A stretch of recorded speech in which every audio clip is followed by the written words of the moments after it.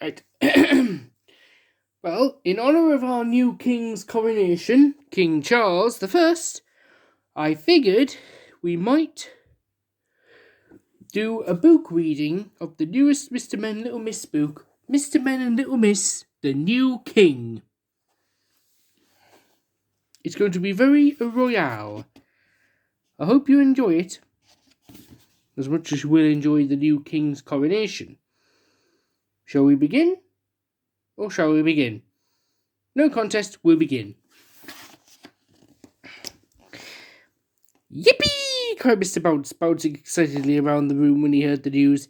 And it was exciting news. The event of the year. A royal visit. The new king was going to be arriving for a royal tour in just a week's time. Everybody would be busy preparing for his arrival.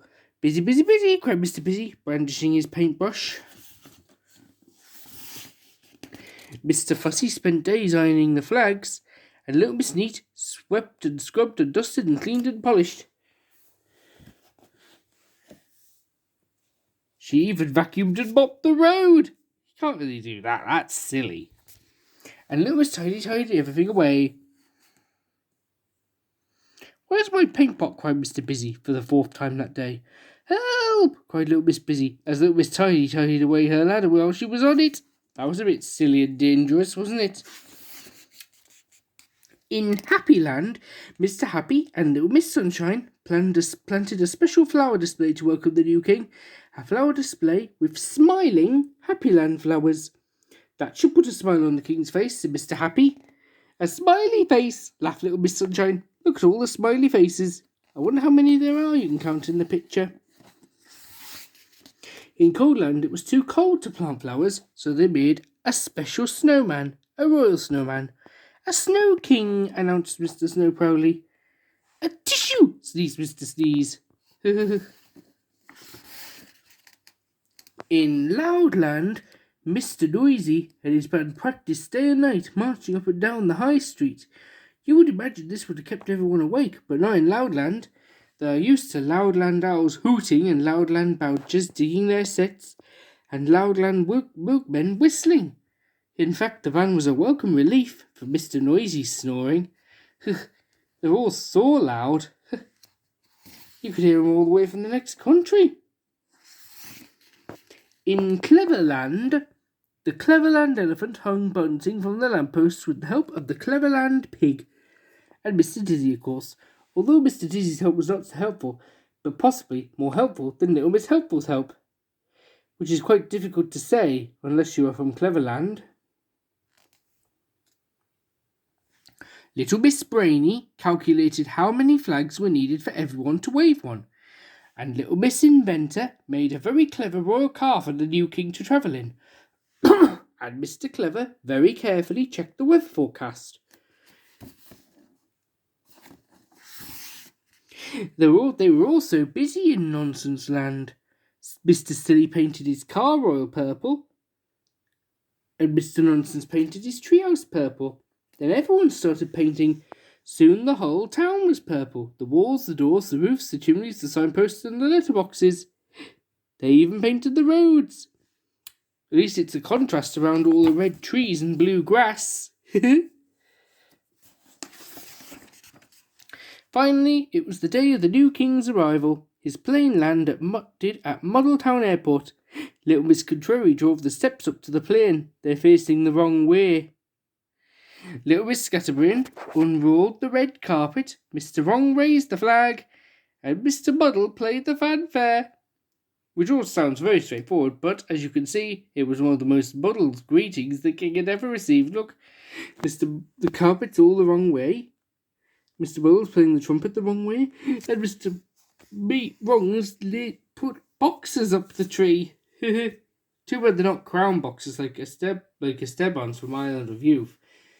I can't tell if he wears blue or purple boxes. But still.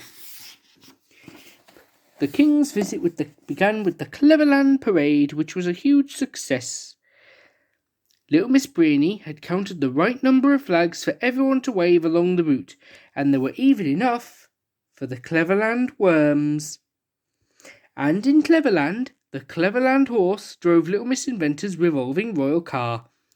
The king was very impressed. He had never been chauffeur-driven by a horse before. Suppose this is the first time for everything, huh?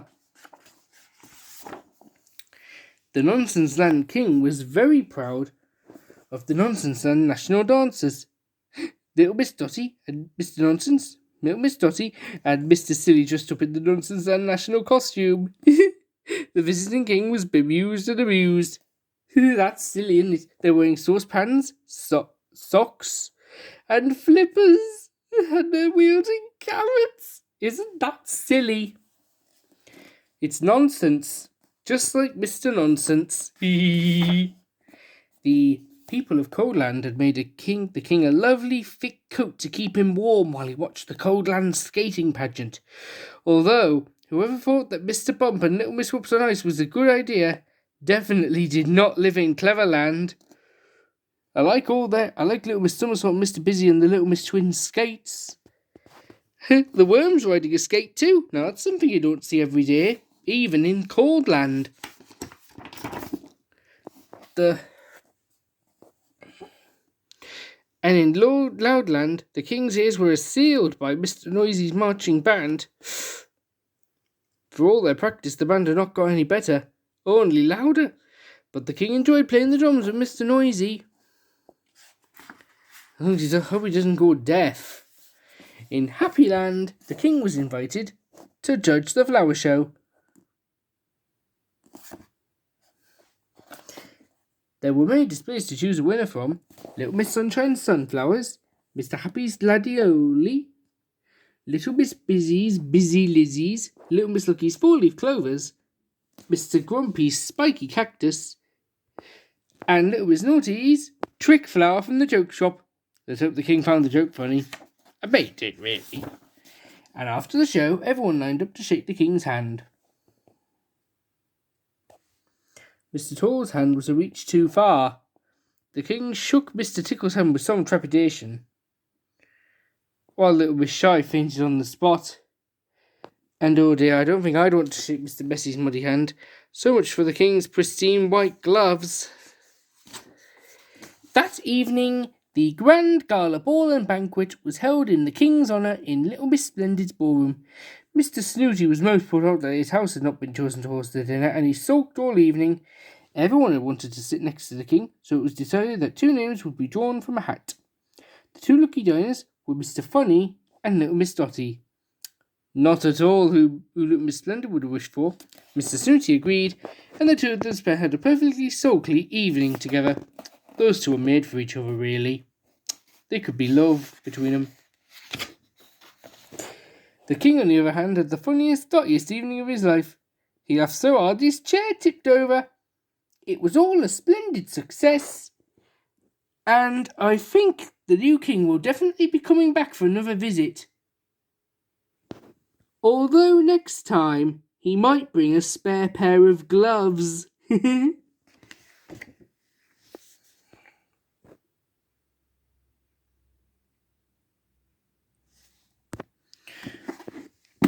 Now, wasn't that a very good royal story?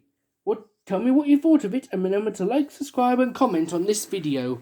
Laters! And have a lovely and royal King Coronation Day and all that.